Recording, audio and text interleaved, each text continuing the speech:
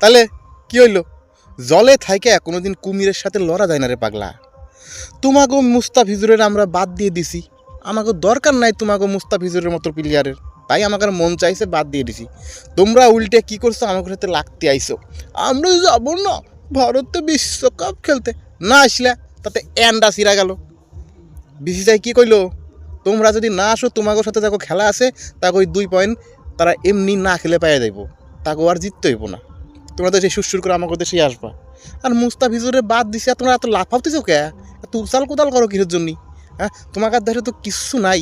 যারা একটু উছাল কোদাল করা পারে তারা তো অলিম্পিকে চান্স পাইতো, কিন্তু তারা তো ওই লাভ ঠাপ ঝাপ ঠাপ দিয়ে নদী পুকুর খাল বিল পার হয়ে তো ইন্ডিয়ায় চলে আসছে। যে কটা তোমার ভালো খেলোয়াড় ছিল, হ্যাঁ ওইগুলো আটকাতে পারো না? হ্যাঁ, 2-3 কোটি বাংলাদেশের লোক আমাকে ভারতবর্ষে ঢুকাই দিছে, ওগুলো আটকাতে পারো না? হ্যাঁ, আবার লজ্জা করে না? সি সি সি সি সি সি সি। তোমরা হেই গুই খাও, ভালো করে গা পায় মাহা মাহা খাও, হেই জলই খাও, গুলা করিয়া খাও। তোমরা বাংলাদেশের এই ফিলি, কারণ তোমাকে মা বোনকার যারা রেপ করছিল তোমরা তো তারই আব্বা ডাকো, তোমার কাছে তো মান সম্মান কিছু নাই।